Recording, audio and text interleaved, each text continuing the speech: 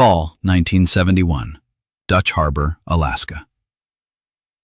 The story that began as dreams of Alaskan gold ended with a scream in a police station on the edge of America. 21 girls, trapped aboard the rusting fishing vessel Midnight Star, hadn't been able to go home for 4 months. Captain Vernon Oakes held them under the pretense of fabricated debts for equipment and room and board. Their driver's licenses sat locked in the iron safe in his quarters, and the single gangway off the vessel was guarded by deckhands with lead pipes. When 22-year-old Willa Brennan dove into the freezing waters of the harbor and swam to the dock, she didn't know she was about to crack open a case that would shake Alaska's entire fishing industry. But she knew one thing for certain. If they didn't run now, they'd all stay there forever. And the bodies of 3 girls who went AWOL, according to the captain, but never made it back to shore, wouldn't be the last victims of the Midnight Star. If you're loving the content, make sure to subscribe right now so you don't miss us in your recommendations. We upload new, exciting videos every day. Thank you for watching. Let's get into it. Willa Brennan was 22 years old when she saw the notice on the bulletin board at the unemployment office. Women wanted for fish processing, Alaskan fishing fleet, high wages, housing provided, equipment included. It was June 1971 in the dying mining town of Butte, Montana, where the copper mines were closing and jobs were scarcer than rain. Willa lived with her aunt and 2 younger cousins in a cramped trailer, her parents killed in a car accident when she was 16. Her aunt worked double shifts at the diner for minimum wage. The cousins needed school clothes. Willa dreamed of breaking free, earning money, helping out. She was tall, sturdy, with sandy blonde hair she kept in a practical braid and gray-blue eyes. Not beautiful, but strong-armed and used to hard labor. She'd worked warehouse jobs, cleaned houses, did whatever paid. The notice seemed like salvation. "Aunt Linda, I'm going," Willa said, standing by the window of their trailer. "I'll work the season, come back with money, maybe get the kids some decent winter coats." Her aunt nodded silently. What could she say? There was no choice. 2 weeks later, Willa sat on a Greyhound bus heading north with 6 other girls from Montana and Idaho, all young, 18 to 26, all running from poverty and dead-end towns. The bus smelled of cheap coffee and hope. The girls chatted, laughed, made plans. None knew that in 3 months, those laughs and plans would turn into silent terror. Dutch Harbor greeted them with cold fog and the stench of fish guts. At the bus station, they were met by a company representative, a wiry man in his 40s wearing a stained baseball cap. He silently counted the girls, checked his clipboard, and led them to a van. "Thought Alaska would be prettier," whispered Willa's seatmate Nadine, staring out at the gray waters through the van window. Willa said nothing. Something about this place, these people, this fog felt wrong. But she pushed away the bad thoughts. She came to work. She came to earn. Everything would be fine. The fishing vessel Midnight Star sat at the far dock, rusted, paint peeling, reeking of diesel and rotting fish. Built in the 1940s, worked the Bering Sea, then decommissioned, then brought back into service. The hull was covered in patches, the deck slick with algae and grime. The gangway creaked underfoot. "This is your home for the next 3 months," announced the man waiting for them on deck. This was Vernon Oakes, captain of the Midnight Star. He was in his early 50s, stocky with a fleshy face and small black eyes like coal chips. His hands were massive, veined, covered in faded tattoos, anchors, mermaids, illegible script. He looked at the lined-up girls for a long time, appraisingly, and Willa felt cold run down her spine. There was nothing human in that gaze. He looked at them like a butcher looks at sides of beef. "Gears in cabin 3, he barked. "Get changed. You'll get the briefing. Work starts at dawn tomorrow." The girls rushed toward the indicated door. The cabin was cramped, with bunk beds, smelling of mildew and rot. The work gear lay in a pile on the table, gray coveralls, gray jackets, rubber boots. Willa grabbed a set. The fabric was rough, worn nearly to holes. "This is included?" asked Nadine. "They said it was included," Willa answered, but something stirred in her memory. The notice said equipment included, but the captain hadn't confirmed that. "Hey, look at this list," called out a girl named Imogene, red-haired and freckled, 24 years old. She held a crumpled sheet tacked to the wall. Willa walked over and read. Cost of work equipment, $95. Cost of housing and meals, $55 per month. Advance paid after first month of work. Willa's stomach dropped. $95 for these worn-out rags? $55 for this rotting cabin? But she said nothing. The girls changed silently. That evening they were assembled on deck. Oakes emerged from the wheelhouse, followed by 3 deckhands. All 3 were young, mid-20s, but their eyes were heavy, clouded. One constantly spat over the rail. The second smirked. The third just stared at the girls in a way that made you want to cover yourself with your arms. "Listen up," Oakes began, lighting a cigarette. "You're here under contract, 3 months through October. Wages are $140 a month, minus equipment, minus housing, minus meals. Advance after 1 month of work. Rest when you settle up. You hand over your driver's licenses to me for safekeeping. Company policy. Documents can't get lost." He extended his hand. "Let's have them." The girls silently reached into their pockets. Willa clutched her license, then opened her fingers and handed it over. She had no choice. Oakes collected all 21 licenses in a stack, slapped them against his palm, tucked them in his pocket. "Questions?" No one answered. "Excellent. Lights out at 2200. Wake up at 500. Violations? Fine. Alcohol? Fine. Unauthorized absence? Fine and put ashore without pay. Understood?" The girls nodded. Oakes turned and went into the wheelhouse. The deckhands remained. One of them, the one who'd been spitting, stepped closer. "What are your names, sweethearts?" he asked with a grin. The girls stayed silent. "Can't hear you," he suddenly barked. Willa flinched. "Willa," she said quietly. "Willa," the deckhand drawled, moving closer. "Pretty name. I'm Cobb. I'll be keeping an eye on you." He leaned so close Willa could smell moonshine and rotted teeth. She felt nauseous. Then Cobb stepped back and all 3 deckhands left. The girls stood on deck in the darkness. Fog thickened. Somewhere in the distance, a ship's horn blew. "What was that?" whispered Nadine. Willa didn't answer. She stared at the gray harbor water and thought she'd walked into a trap. The first month was hell. Wake up at 5 to a deckhand's shouting, cold water from a hose to wash with, breakfast, watery oatmeal and unsweetened coffee. Then work. Fish processing on the Midnight Star meant standing knee-deep in ice water, gutting, cleaning, sorting an endless stream of pollock, cod, halibut. The knives were dull, hands quickly covered in cuts. Salt water ate into the wounds, turning every movement into agony. They worked 12-hour shifts, no breaks. Lunch brought to the deck, bread, canned sardines, more coffee. Evening, dinner, equally meager. Then back to the cabin, bunks, the smell of sweat and fish soaked into everything. Willa would collapse on her bunk and fall asleep instantly. But the worst part wasn't the work or exhaustion. The worst part was the deckhands. They appeared without warning. During work, they'd get too close, brush against them, grab arms, waists. "What's wrong, sweetheart? Tired?" they'd whisper. "Let me help." And their help always ended with a girl pulling away and running while the deckhands laughed. Nadine cried at night. "I want to go home," she whispered. Willa stroked her hair. "Hang on, 2 more months." But she didn't believe her own words.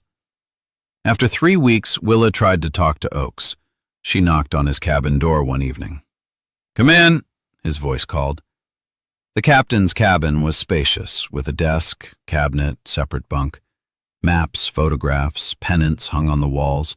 A bottle of whiskey and a glass sat on the desk.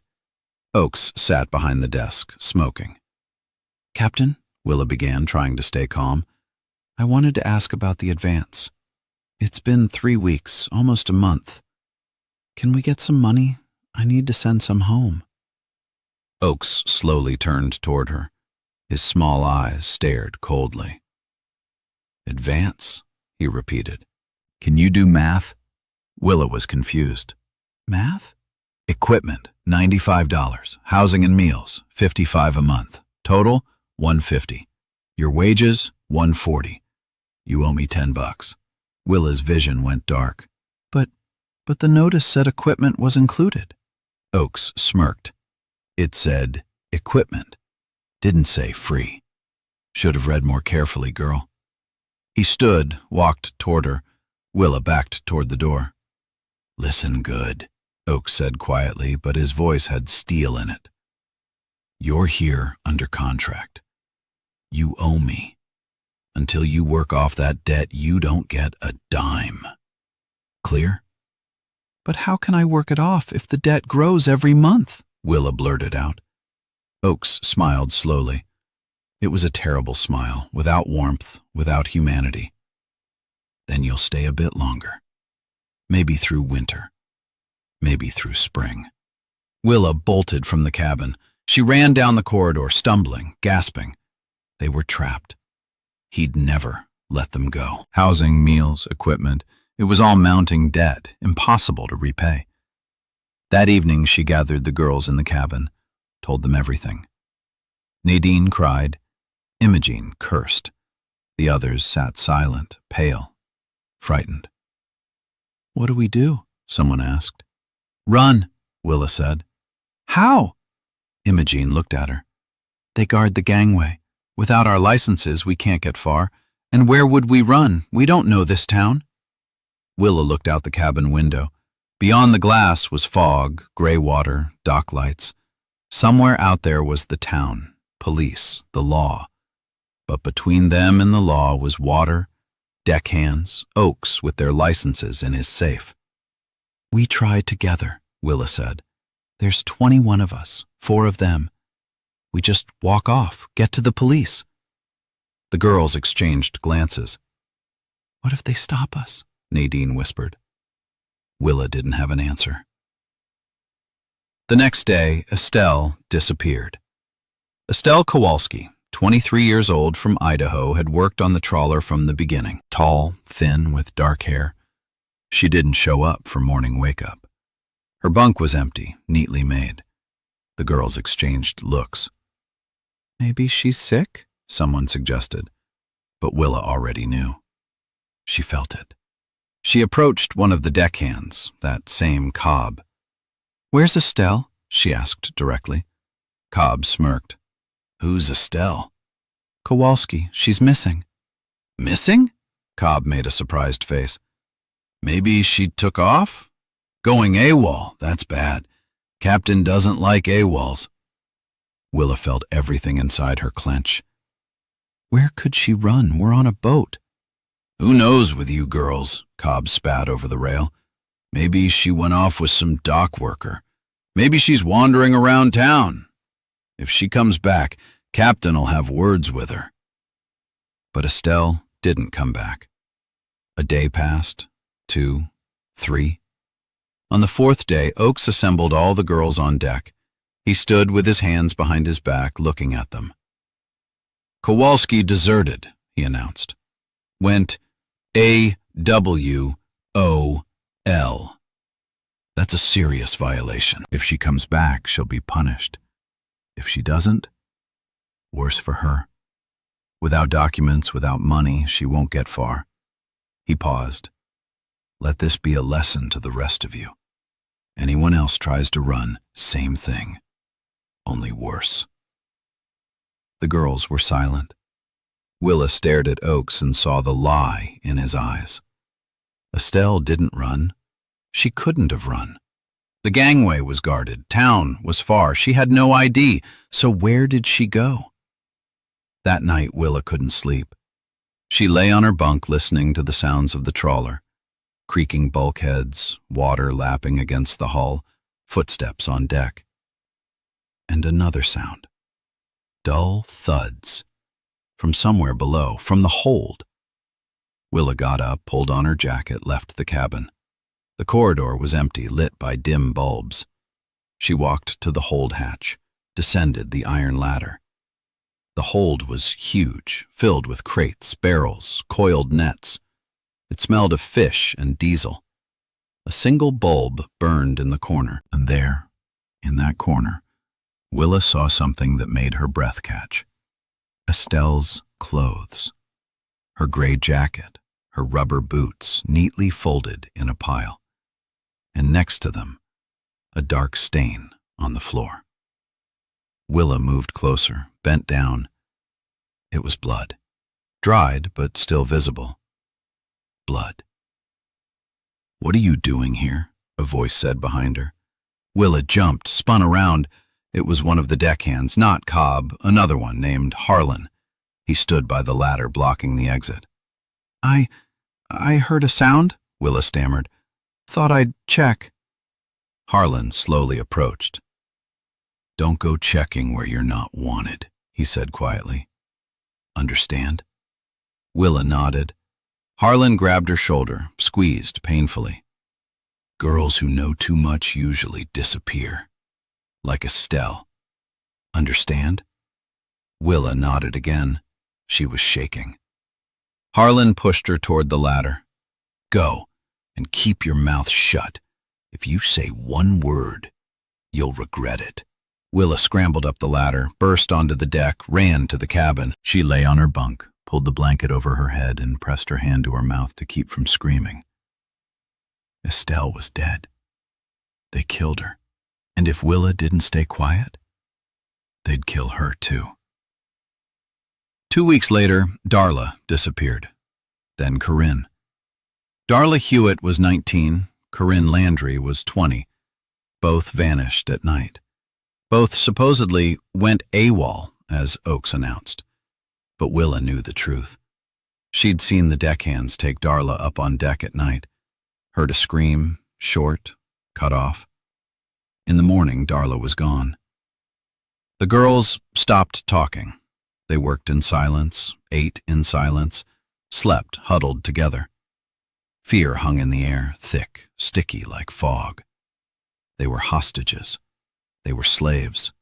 And they knew there was no way out.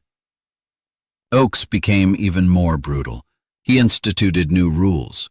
Now the girls couldn't leave the cabin after lights out. The door was locked from outside. For safety, he explained.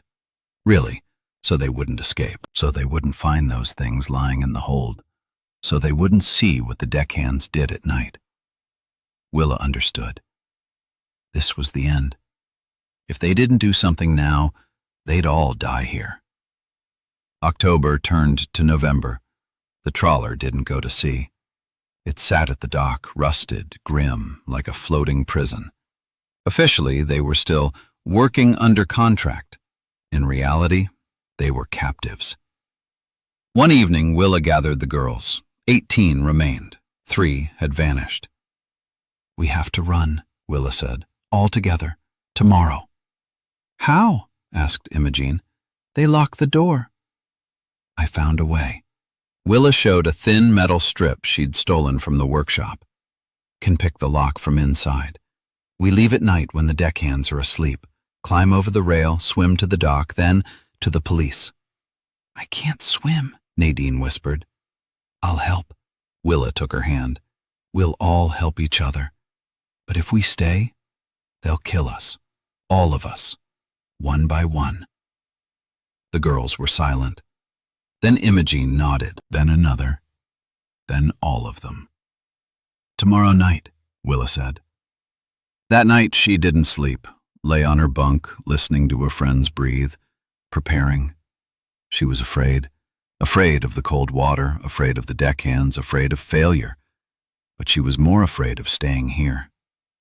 In the morning they worked as usual. In the evening, dinner. At 10 p.m., a deckhand, as always, locked the cabin door from outside. Footsteps faded. The girls froze. Willa approached the door, inserted the metal strip into the crack, carefully worked it. The lock clicked. The door opened. The girls silently rose from their bunks. 18 people in gray jackets, barefoot so their boots wouldn't clatter. Willa peered into the corridor. Empty. They filed out, moving in a chain. Corridor, stairway, deck. The night was dark, fog thick. Harbor lights glowed in the distance. Water lapped against the hull, black, freezing. "Quiet," Willa whispered. They approached the rail. Willa looked down. The water seemed bottomless. "I'll go first," she said. She climbed over the railing, gripped with her hands, lowered herself, pushed off. The cold hit instantly. Icy water squeezed her chest, cut off her breath. Willa surfaced, gasped, swam toward the dock. Her legs cramped, arms went numb, but she swam. Behind her, Imogene jumped, then another girl, then another. And then came the shout. "Hey, they're running!" It was Cobb. He burst from the wheelhouse, saw the girls on the rail. A spotlight beam hit their faces. "Everyone back, now!" he roared. The girls on the rail froze. Willa screamed from the water. "Jump! Jump now!" But it was too late. The other deckhands burst from the wheelhouse. They grabbed the girls, started pulling them from the rail. Nadine jumped, then 3 more. The rest were caught. Willa swam toward the dock, looking back. She saw them beating the girls on the trawler's deck, heard screams, but she couldn't go back. She swam. The dock was 50 yards away, 40, 30, 20. Her hands hit seaweed, trash, cold, pierced to the bone, but she swam. Finally, her fingers touched the wet wood of a piling. She grabbed it, pulled herself up, climbed onto the dock, collapsed on the boards, gasping. Next to her, Imogene crawled out. Then Nadine, then 2 more girls. 5 total. 5 out of 18. "The others?" Imogene croaked. Willa looked at the trawler. There, on deck, lights blazed. She didn't see the other girls. "They didn't make it," she whispered. Nadine sobbed, curled in a ball. Willa stood up. "Come on, quick. They'll come after us." They ran through nighttime Dutch Harbor, 5 girls in wet jackets, barefoot, shivering. The town slept. Scattered streetlights illuminated empty streets. Willa didn't know where to run. She just ran, pulling the others along. Behind them came shouts. "They're coming!" Imogene gasped. Willa glanced back. Figures were visible in the darkness. Deckhands. They moved fast, purposefully, like hunters after prey. "There!" Nadine pointed to a building with a sign. "Police." The police station was in a 2-story concrete building. Windows on the first floor glowed. The duty desk worked around the clock. Willa burst through the door. All 5 of them tumbled inside, wet, filthy, barefoot, and bleeding. In the duty room, an officer sat at the desk, mid-40s, sergeant's stripes. He looked up, stared. "What happened?" he asked, standing. Willa stepped forward.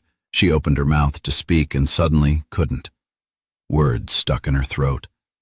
Everything she'd endured crashed down at once. Fear, terror, humiliation, her friends' deaths. She opened her mouth and screamed.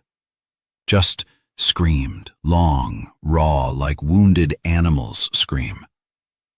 The sergeant came around the desk, approached her. "Easy, miss," he said. "What happened?" Willa stopped screaming. She looked at him, at his ordinary, tired face, at his uniform, at his badge. Law. This was the law. "They held us," she forced out, "on the trawler. The captain. He took our licenses. We worked," he said. "We owed. Girls were killed. 3 vanished. We ran. There's still 13 people there. Please, help." The sergeant looked at her carefully, then at the other girls. Then at the door, where through the glass he could see 3 men in dark clothing stop a few yards away. Deckhands. They stood at the entrance, not daring to enter. The sergeant walked to the door, flung it open. "What do you want?" he asked sharply. Cobb stepped forward. "Sergeant, these are our workers. They ran from the trawler. We got a contract. They need to come back." "Contract?" the sergeant repeated. "What contract?" "Employment. They work for the fishing company." The sergeant looked at Willa, then at Cobb. "Come in," he said. Cobb and the 2 other deckhands entered. Now the duty room was crowded. The sergeant walked around the desk, sat. "All right," he said, pulling out a notepad. "Let's hear both sides." Willa started talking. She told everything. About the notice, about being brought to the trawler, about the debt for equipment and housing, about the licenses being taken, about not being able to leave, about Estelle, Darla, Corinne disappearing, about the blood in the hold, about the escape. She spoke quickly, stumbling, but she spoke. The sergeant wrote. Cobb listened, smirking. When Willa finished, he chuckled. "Sergeant, this is all lies," he said calmly. "The girls just don't want to work. Got themselves worked up thinking someone's holding them. And the missing ones? They went OWL. We looked, didn't find them. Maybe they're somewhere in town, maybe went home." "Without IDs?" the sergeant clarified. "The licenses are with the captain, that's correct," Cobb nodded. "Company policy. Documents kept safe so they don't get lost. Standard practice." "And the debt?" "What debt? Equipment costs money. Meals cost money. We provide everything. They work it off. All legal." The sergeant looked at Willa. "Did you sign a contract?" Willa was confused. "No. Yes. I don't remember. They gave us a paper. We signed." "What paper?" "I don't know. They said it was confirmation we received the equipment." The sergeant frowned. He understood. The girls had been tricked. They'd signed a debt acknowledgement without even knowing it. But proving anything would be difficult. He looked at Cobb. "Where's the captain?" "On the trawler." "Get him here. Now." Cobb left. 30 minutes later, Oakes appeared. He entered the duty room, confident, calm. In his hands, he held a folder of documents. He greeted the sergeant, sat, laid the folder on the desk. "Sergeant, this is a misunderstanding," he said. "The girls work under contract, all legal. Here are the documents." He opened the folder, pulled out several sheets. Employment contracts, equipment receipts, payroll ledgers. Everything properly made out, with stamps, signatures. The sergeant leafed through the papers. Willa looked at them and understood. It was all planned. All the papers were in order. Formally, Oakes was right. Formally, they should return to the trawler. "And the missing girls?" the sergeant asked. Oakes shrugged. "AWOL. I filed reports. Here, please." He handed over 3 more sheets, desertion reports. The sergeant read. Willa felt the ground disappearing under her feet. Oakes had thought of everything. He had papers, stamps, reports. He was protected. "Show me the girls' licenses," the sergeant said. "They're in the safe on the trawler." "Bring them." Oakes nodded to Cobb. Cobb left. 20 minutes later, he returned with a stack of licenses. The sergeant took them, counted. 18. He opened the top one. Last name, Brennan. First name, Willa. Photo, Willa. The sergeant looked at Willa. "Yours?" Willa nodded. Her license was here. They all were. Except 3. Except Estelle, Darla, Corinne. "And the other 3? The sergeant asked. "Took them when they deserted," Oakes answered. It was a lie. A brazen, cold lie. But the sergeant had no proof. He could suspect, but couldn't prove. He closed the folder, looked at Willa, then at Oakes. "The girls stay here," he said, "until we sort this out. Detectives coming in the morning. We'll investigate." Oakes frowned. But we have a contract.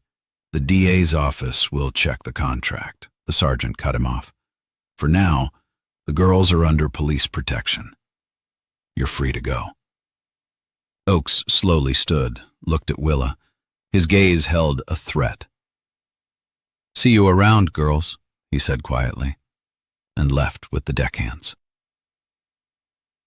That night the girls slept in a holding cell, on hard bunks under rough blankets, but for the first time in 3 months, safe. In the morning they were questioned separately. Willa told the detective everything. Imogene told the same. Nadine and the others confirmed. The detective was young, early 30s, with a serious face. He wrote, asked questions. He believed them. We'll search the trawler, he told Willa. If there's evidence, we'll find it. We'll arrest Oakes. At noon, a group of officers headed to the dock. Willa asked to go with them. The detective agreed. They pulled up to the trawler in 2 patrol cars. The Midnight Star sat at the dock, quiet, grim. The gangway was down. Officers boarded. Captain Oakes met them in the wheelhouse. He was calm, even cordial. Come in, officers. Check whatever you want. The officers walked the deck, looked in the cabins, descended into the hold. Willa went with them. She led them to that corner where she'd seen Estelle's clothes and blood. The corner was empty. No clothes, no blood stain. The floor was clean, scrubbed. There's nothing here, one officer said. Willa dropped to her knees. But I saw it. There was blood. Her clothes were right here. The officer looked at her sympathetically. Maybe you got the wrong spot? Willa shook her head. She hadn't gotten it wrong. Oakes had cleaned everything up, swept it all away. They went back up. In the wheelhouse, the detective was talking to Oakes. Where are the other 13 girls? He asked. Oakes pointed to a cabin. There, working. The detective opened the door. In the cabin sat girls, 13 of them, those who hadn't managed to escape during the breakout. They sat on bunks, pale, silent. The detective entered. Are you being held here against your will? He asked. The girls were silent. Answer. Are you here of your own free will? One of the girls, older, looked up. Yes, she said quietly. Of our own free will. Have you been beaten? No. Did the captain take your licenses? Yes, for safekeeping. The detective frowned. Do you want to leave here? The girls exchanged glances. Then the older one shook her head. No. We want to work. Willa stood at the door. She looked at her friends. She understood. They'd been intimidated. Oakes had threatened them, or beaten them, or said something that made them afraid to tell the truth.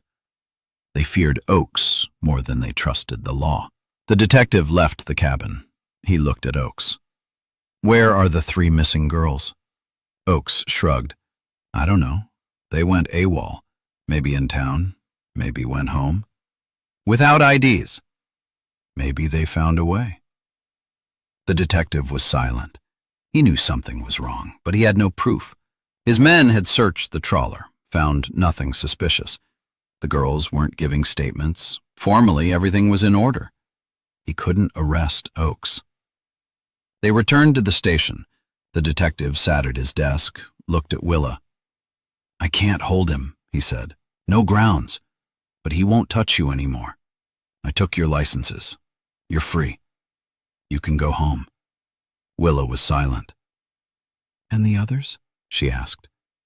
They're refusing help. Legally, I can't do anything. But they'll kill them. Like Estelle, Darla, Corinne? The detective sighed heavily. I have no evidence they were killed. There are reports of unauthorized absence. If bodies turn up, that's different, but for now. Willa stood.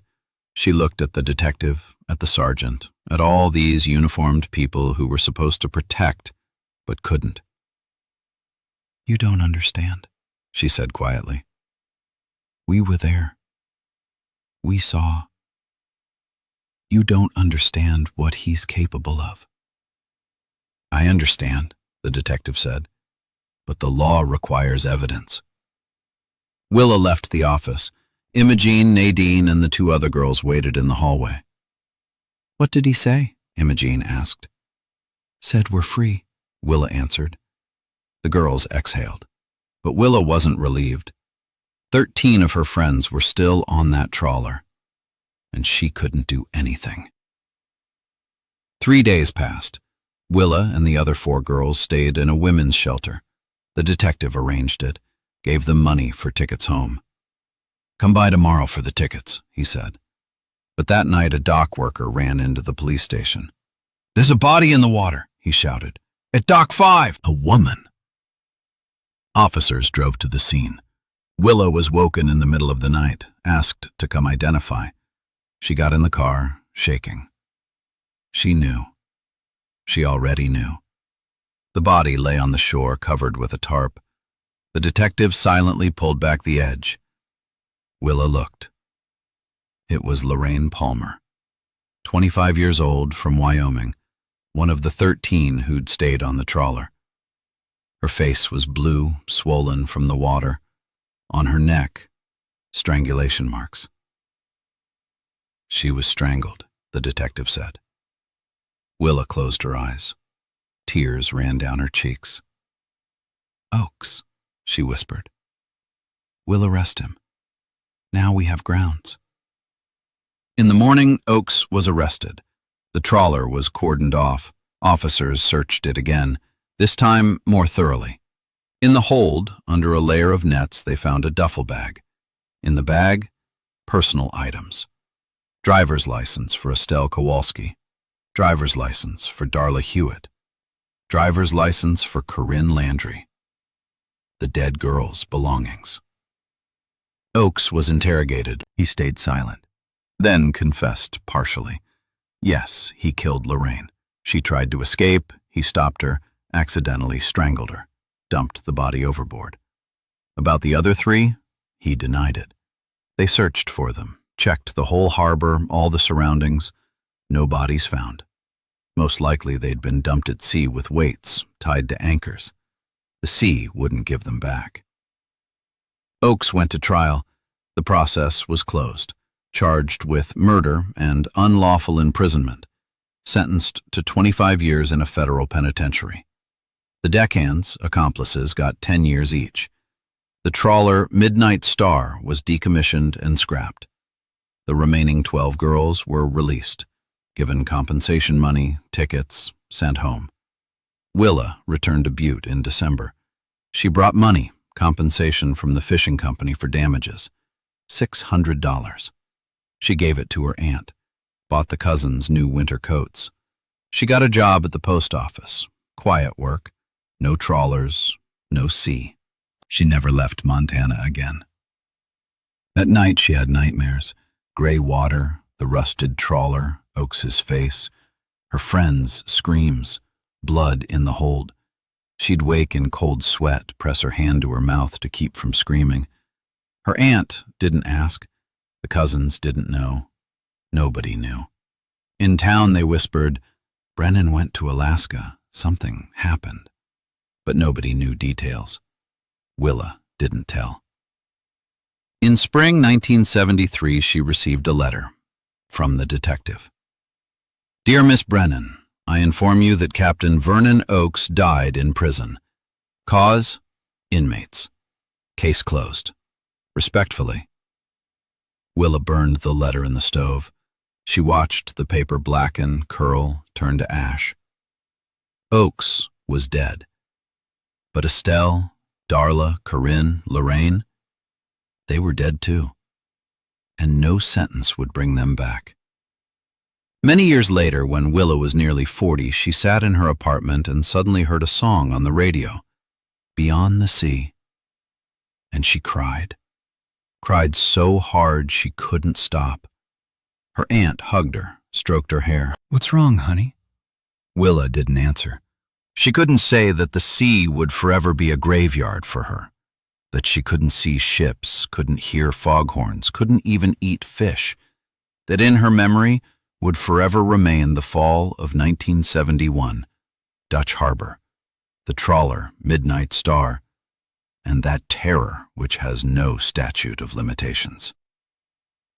The story of Willa Brennan and 21 girls who fell into slavery on a fishing vessel became one of those dark pages of American history that wasn't talked about much. Officially, the case was closed. Oaks punished, girls freed. But the truth was more complicated. What really happened on the Midnight Star?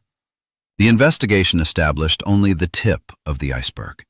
Oaks confessed only to killing Lorraine Palmer. About the other three, he stayed silent to the end. But testimony from the deckhands, given under pressure, painted a horrific picture. The trawler hadn't been doing legitimate work for a long time. Formally, it was registered to a fishing company, but in reality, it was Oaks's personal fiefdom. He recruited girls from poor towns, tricked them with fake debt papers, took their IDs, and essentially turned them into slaves. They processed illegal catch that Oaks sold through black market channels. Money went straight into the captain's and his accomplices' pockets, bypassing the company. But that was only part of the scheme. The girls were powerless. They were beaten for the slightest disobedience, treated not as people but as property, intimidated with threats and cruelty, and those who tried to resist or escape were killed. Estelle Kowalski tried to escape first. At night, she snuck onto deck, tried to climb over the rail. A deckhand, Cobb, caught her, called Oaks. Oaks beat Estelle with a pipe, beat her brutally for a long time, until she stopped moving. Then they threw her body in the water. Darla Hewitt and Corinne Landry disappeared together. They tried to force their way past the gangway guards together. They were stopped, dragged into the hold. There, Oaks personally strangled both. Bodies dumped in the sea, tied to anchor chains. Nobody needs them, Oaks told the deckhands. Trailer trash. Nobody'll look for them. And he was almost right. Nobody looked. Police didn't respond to the first signals. The company looked the other way. Only Willa's escape with 4 friends, only their persistence, only the detectives' courage in believing them, only that cracked the case open. What if Lorraine hadn't been found? If her body hadn't washed ashore? Oaks would have continued. He would have recruited new girls. The scheme had worked for years. Investigation established. The Midnight Star had held girls in slavery since 1968. Over 3 years, more than 100 women passed through the trawler. Most worked their time and left, terrified, broke, but alive. But 4 vanished. 4 whose bodies were never found. Oaks died in prison 6 months after arrest. Official cause? Inmates. In prison, they don't like those who hurt women, especially young ones. Willa learned of it from the detective's letter. She wasn't relieved. She didn't feel vindicated. She just sat and thought that justice came too late. Why did the system fail? Why were girls held in slavery for months while authorities didn't react? The answer is simple and terrible. Nobody cared. The fishing company received reports from Oaks, signed, stamped. Formally, everything in order. Trawler working, quota met. What happened inside? The company wasn't interested. Police didn't check vessels without reason, no complaints filed. The girls were isolated, no contact with the outside world. Their letters home, Oaks didn't send. Their families waited for money, letters, got nothing. Some started worrying, wrote inquiries. Inquiries got lost in bureaucracy. One father came from Wyoming looking for his daughter Darla. They told him, "Your daughter went AWOL, whereabouts unknown." He believed them, left.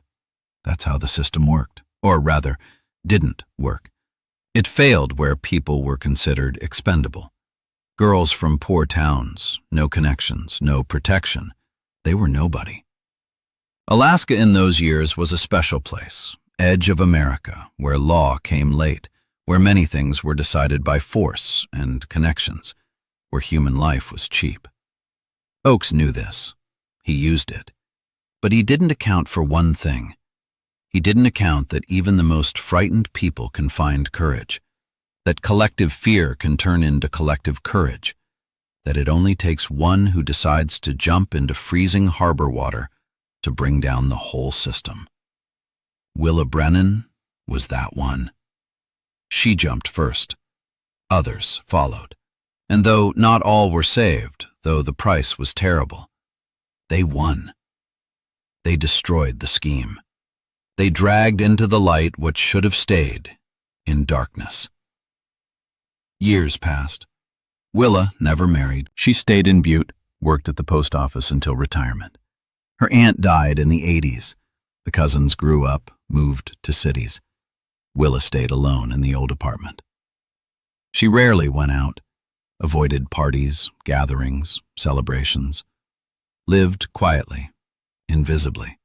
Neighbors said she got strange, silent, like something scared her. They didn't know. Didn't know that every time Willa closed her eyes, she saw the rusted deck of the trawler, heard waves lapping, smelled fish and diesel, saw the faces of friends who were gone. She tried to forget, tried to live. But some things don't get forgotten. They stay inside, like splinters that can't be removed. Once, in the mid-'80s, a journalist came to town, young woman from the state paper. She was writing about women's stories. Someone in town told her about Willa. She was in Alaska. Something happened to her there. Maybe she'll talk. The journalist came to Willa's apartment, knocked. Willa opened, saw an unfamiliar woman with a notebook. Yes? Miss Brennan, my name's Sarah. I'm a journalist. I heard you worked in Alaska in '71. I'm writing about women who went for work. Can I ask you some questions? Willa was silent. She looked at the woman, at her open face, at the notebook in her hands, then slowly shook her head. No, you can't. But no, Willa repeated firmly. I have nothing to say. Please leave. She closed the door. The journalist stood on the doorstep, then left. Didn't come back. Willa sat by the window. She looked at the street, at the run-down buildings, at the slush of early spring. She thought that some stories are better left in the past, that words won't heal wounds, that truth is sometimes too heavy to speak aloud. She lived into the '90s, through the changes, through new times. The world changed, but her life stayed the same. Quiet, closed, full of shadows. In 1995, Willa died. She was 47. Cause? Heart failure. They buried her in the town cemetery next to her aunt. A few neighbors came. The cousins didn't make it in time. A minister said prayers. They lowered the coffin, filled the grave, put up a simple headstone. Willa Brennan, 1949 to 1995. No epitaphs. No words about her heroism, her courage, that she saved 12 lives at the cost of her peace. Just a name and dates. But those who knew the truth remembered. Imogene, one of the 4 saved girls, learned of Willa's death a year later. She lived in Seattle, worked as a nurse, raised 3 kids. When they told her, she cried. Then she took money, traveled to Butte, found the grave. Stood holding wildflowers. Thank you, Willa, she whispered. You saved us. You were braver than all of us. She laid the flowers on the grave, stood a while longer, then left. She never returned. But every year, in fall, on the anniversary of the escape, she lit a candle. For Willa, for Estelle, for Darla, for Corinne, for Lorraine, for all the girls who ended up on that cursed trawler. What remains of that story? Official documents sit in the Alaska State Archives. Case number 784/71. Murder and unlawful imprisonment. Defendant, Oakes Vernon. Sentence, 25 years. Died in custody. Access to the case is restricted. Victims' families could request copies, but the families are long gone. Estelle, Darla, Corinne, Lorraine, all from poor families. Their parents died years ago. Siblings either don't exist or lost touch long ago. Nobody asks. The Trawler, Midnight Star, was scrapped in 1972. Nothing remains of it. The fishing company it belonged to dissolved in the 80s. Documents lost. History forgotten. But it happened. It was real. 21 girls who fell into slavery. 4 killed, 5 saved. The rest, survivors scattered across the country, silent. It wasn't the only such story. In those years in Alaska, in remote fishing towns, in isolated work camps, hundreds of similar schemes operated. People lured with promises of good money, then deceived, stripped of documents, turned into powerless slaves. Some worked in canneries, others on fishing boats, others in logging camps. The system allowed it. Authorities looked away. Victims stayed silent because they were afraid or didn't know where to turn. Only sometimes, very rarely, someone found courage. Someone broke through. Someone screamed loud enough they couldn't be ignored. Willa Brennan was one of those. She jumped into freezing water. She swam to shore. She ran to the police. She screamed. And they heard her. Not immediately, not everyone, but enough to get the wheels turning, enough to open the case, enough to arrest Oakes, enough to save 12 girls. If not for Willa, they all would have stayed there, all 18.